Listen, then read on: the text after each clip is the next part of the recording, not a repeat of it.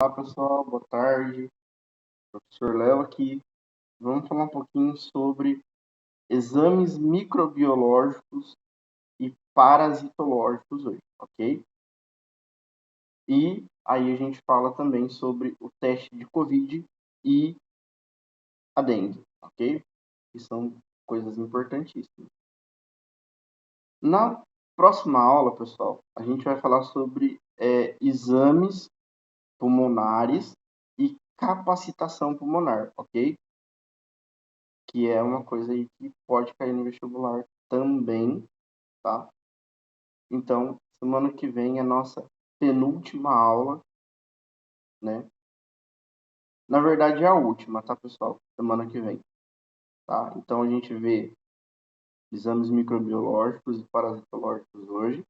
Semana que vem a gente vê exames pulmonares e aí seria aula de radiologia, mas como a gente teve isso lá na feira de profissões, eu vou remandar o vídeo para vocês de novo sobre essa aula, que já temos gravada ela, ok?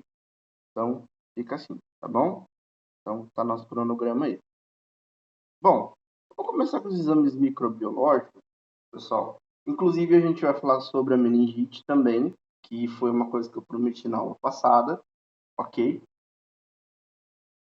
Então, vamos lá, galera. Antibiograma. Vocês sabem o que é antibiograma? O antibiograma, pessoal, ele é um exame para testar bactérias para o médico poder disponibilizar ao paciente, né, o antibiótico, ok? E aí a gente tem o disco de difusão, certo? Vou mostrar depois para vocês um desenho. O objetivo é determinar a sensibilidade da bactéria, tá? Orientar e tratar, beleza? Esse método, então, né, a gente tem o SIR, que é a interpretação no disco, ok? Sensível, intermediário e resistente. Lembrando, galera, que existem bactérias que são ultra resistentes, beleza?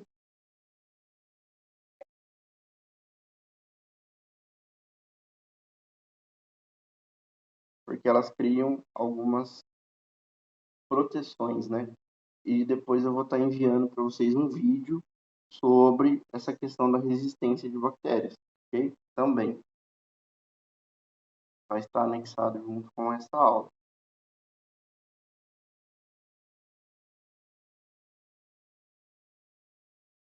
Bactérias testadas, a penicilina, pessoal, tá? E aí o exemplo é a amoxicilina, a ampiciclina, tá? A cefalosporina, cefalexina, ok?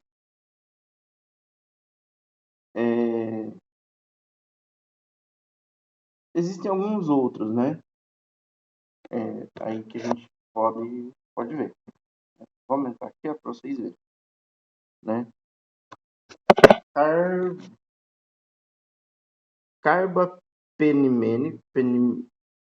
Carbapenêmicos, tá? A gente tem aí alguns. Aminoglicosídeos, quinolonas, né? Aí tem o medicamento levofloxacino, ele é para pneumonia, né, pessoal? Bactérias pulmonares. Azitromicina, que é para bronquite, para COVID-19, entre outras coisas aí, né? Tetraciclina, glicopeptídeos, sulfonamida, entre outros aí, tá, pessoal? E aí a gente tem os tipos de bactéria, gram positivo e gram negativo, tá? Também. Vamos entender uma coisa, pessoal, só antes de eu continuar, o seguinte. Deixa eu só tirar aqui. Gram, não, antibiograma. Só para mostrar para vocês o que eu... Aí, esse é o antibiograma, galera, tá? É feito dessa forma aí, isso aqui forma chamado de halo, esses círculos que formam em volta do antibiograma, ok? E aí ele mostra os tipos de bactéria. Agora a gente vai entender uma coisa que eu não passei, mas é interessante, que é o gram, né? Gram positivo e gram negativo. Isso pode cair no vestibular ou até no Enem, pessoal, tá? Bactérias gram-positivas, elas possuem coloração violeta ou azul escura, tá? Olha aí, pessoal, aqui, ó, tem um desenho aqui, né? Mostrando, né? Tá aí na tela aí para você, né? Uma gram-positiva e uma gram-negativa.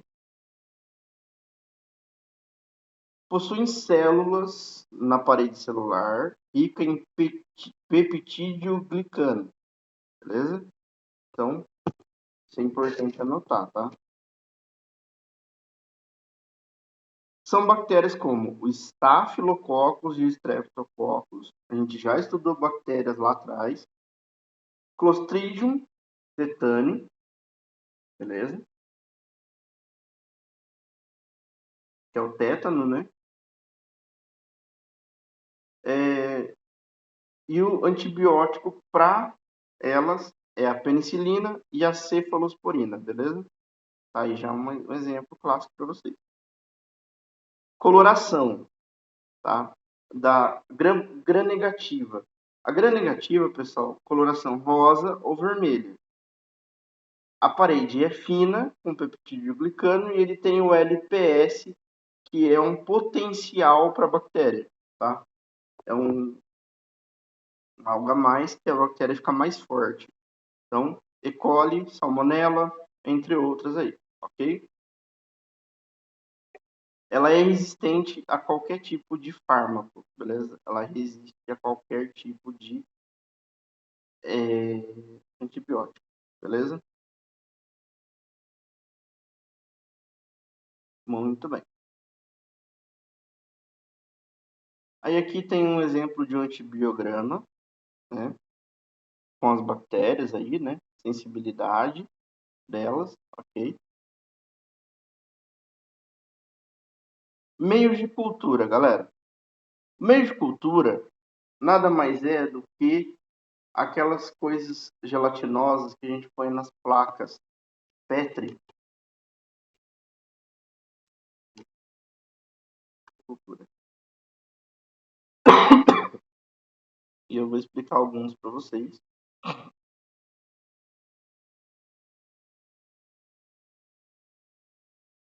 É isso aqui, galera. Essas coisas gelatinosas. Aqui é uma placa de Petri, tá? E essa gelatina dentro é o meio de cultura. Aí as bactérias se procriam nesses meios de cultura, ok? Bom, composição pode ser natural, tá? Então esse meio de cultura ele pode ser fabricado com sangue, soro ou leite. Vocês vão entender o porquê daqui a pouco. Capaz de sintetizar fungos, bactérias, vírus, entre outros. Pode ser com agar, que é a gelatina, né? Também, entre outros aí. São enriquecidos, né? Tem vários tipos de composição, tá? Bom, deixa eu ver se tem aqui os exemplos para a gente falar um pouquinho para vocês. Meio de cultura geral. Agar, né? Que é extraído da carne. O caldo, que é com água, NCl, pitona, né? Entre outros aí, para vários tipos de bactérias. Vocês vão ter essa tabela depois. O agar sangue, que é com sangue de carneiro, galera, tá? Agar chocolate, que é com sangue liso e aquecido, tá? O saborô, que é para fungos, tá? Ele detecta fungos. Aí temos o maconque, também, composição de lactose, leite, né? São alguns mais importantes, tá, galera? Que eu tô falando aqui. São para bactérias, né, em geral. E fungos também, tá, pessoal? Lembrando aí.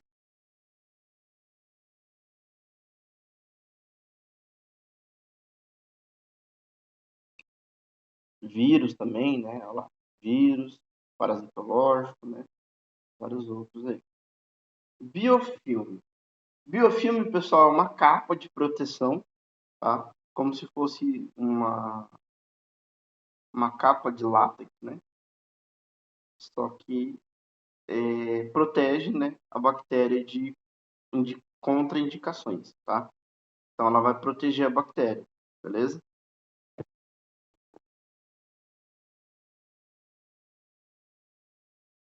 E aí só o teste de gram positivo e negativo para isso, ok? Eu estou resumindo, tá, pessoal? Esse material gigantesco, né? Fator de virulência, aqui tem, pessoal, que eu falei agora de pouco, tá? Fator de virulência, né? Fator de adesão, fator de invasão, por exemplo, né? Fator de, esses fatores, eles potencializam e deixam a bactéria, o vírus, mais pesados, mais letais, ok? Sideróforo, por exemplo, né, é um tipo de adaptação da bactéria que sequestra ferro, tá? Como a E. coli, por exemplo, a pessoa fica anêmica, né? Outros destroem o DNA e assim por diante, tá, pessoal? Tem vários tipos de fatores. Aqui tem uma tabela, depois, para vocês verem os fatores de virulência. Eu vou mandar um vídeo também explicativo, ok? Microscopia, microscópio, galera. Eu vou mostrar a imagem e vocês vão entender um pouquinho sobre o microscópio, tá? Microscopia, ela pode ser ótica, eletrônica, de varredura, né? E alguns outros tipos específicos, beleza? Aí aqui tem as partes detalhadas do microscópio. Eu não vou falar aqui porque eu já vou explicar lá para vocês, tá? Eu já vou explicar no desenho aqui, ok? Então vamos lá. Vamos ao desenho e explicar. Depois eu vou falar sobre a meningite, tá, pessoal? Micro parte.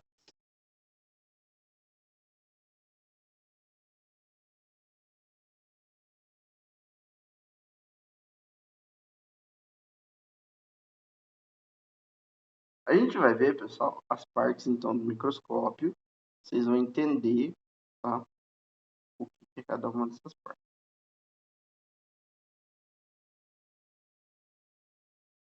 E aí depois eu vou explicar para vocês sobre a meningite.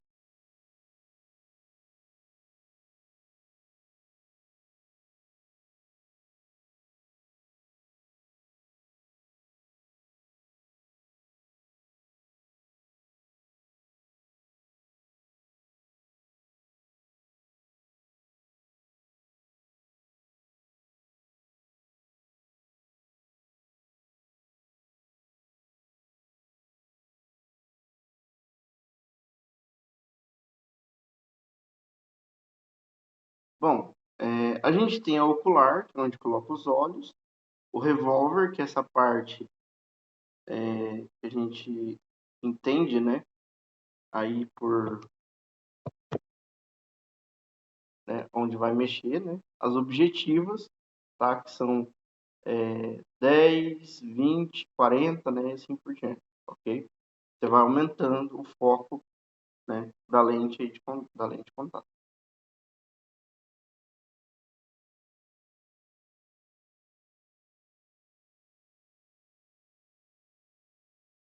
Aí, pessoal, a gente tem a, o macrômetro e o micrômetro, que aumenta, tá? Essa mesa aqui, ele sobe e desce essa mesinha, e também o foco do microscópio. Condensador, que é uma luz embaixo, ok? A iluminação, né? O braço do microscópio, certo? Então, tudo isso aí, beleza? Então, explicado, e as funções também. Então, vamos ver um pouquinho sobre a meningite, tá? Lembrando que na meningite o teste é o líquor, o principal, tá? Tem antibiograma também, tem alguns outros, mas vamos lá, pessoal.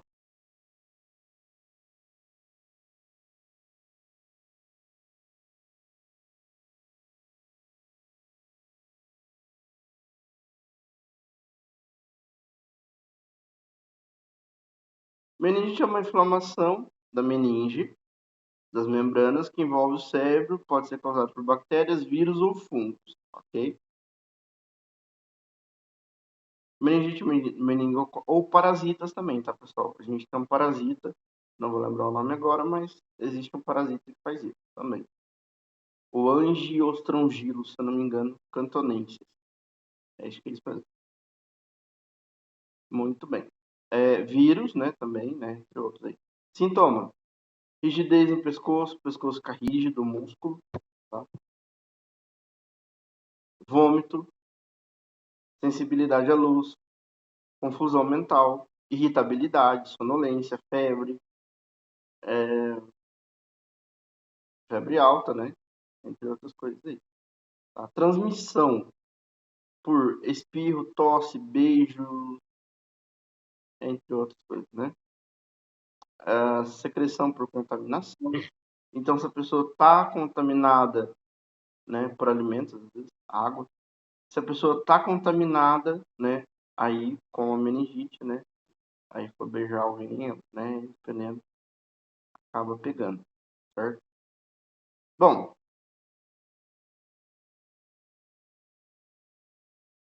o teste é bem simples, tá, pessoal?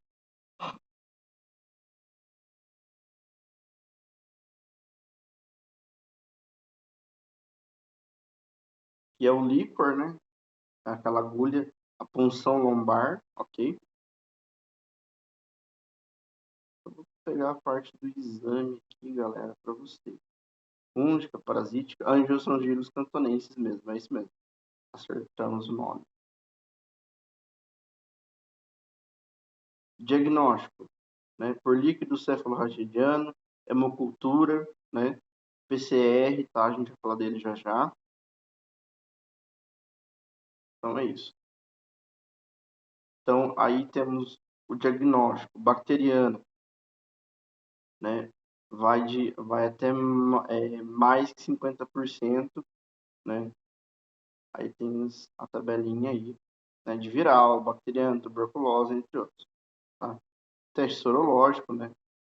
Várias coisas assim relacionadas. Muito bem. Aí os antibióticos, né? Rifampicina, ciprofloxacina e ceftriaxona. São alguns exemplos. Os nomes são lindos, né, galera? Nomes bonitinhos. A ciclovir, né? Ela pode vir associada aos zoster, pessoal. Lá, que, que louco, né? Ela pode vir associada à catapora, né? O zoster, que é uma catapora que dá nos idosos, tá?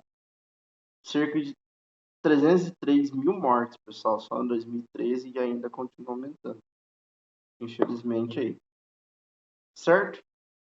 Então vamos lá, pessoal, que tem mais coisas ainda pela frente. Vamos falar já do teste de Covid e dengue, né? E aí a gente vai para parasitas depois. Pessoal, o teste de Covid, né? Lembrando que o Covid ainda está na área, beleza? Não acabou, né? Ele está, mas de forma mais fraca. Podem ser divididos em teste direto, PCR, que é aquele teste de sangue, né? Através do RNA, principalmente, tá? Vantagem de diagnóstico precoce, tá? Tem o teste rápido também, né? Que é com o suave, aquele negocinho, né? Aquele cotonetinho que enfia no nariz, na boca, né? Aí, ok.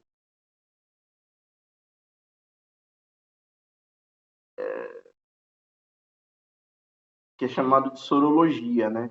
Ou teste rápido, beleza? E aí pode dar lá, né? O IgM, IgG positivo ou negativo, dependendo se a pessoa tem ou não. Teste de dengue, galera. Teste de dengue também, PCR, né? Teste de sangue e o teste do laço, tá? O teste do laço, ele não é tão conclusivo, ok? Que é amarrar uma fita no braço da pessoa, faz um círculo onde forma onde você quer que forma, né? a vermelhidão e as bolinhas representando ali a dengue, tá? É baixo o resultado, tá, pessoal? O teste do laço é muito baixo, tá? Então, difícil, né? E aí tem as biópsias, né? Aí que são feitas também, ok? Vamos lá, próximo da lista. Agora, o exame parasitológico. O parasitológico pode ser detectado através de fezes ou sangue, tá? Exame de fezes, microscopia, tá, pessoal? E aí tem alguns testes, né, que são feitos. Ou biópsia também, exame de urina pode detectar alguns tipos, como óvulos com espinho do cistossoma hematóbium, né? Cistossoma é a esquistossomose, tá? Barriga d'água. Então pode ser detectado pela urina. Testes imunológicos, né, entre outros aí. Aí tem aqui os testes, né, pessoal? Aí, né, o Cato-Crax, que é para o cistosoma, fezes, né, aí tem denominando aí o que cada um faz, beleza?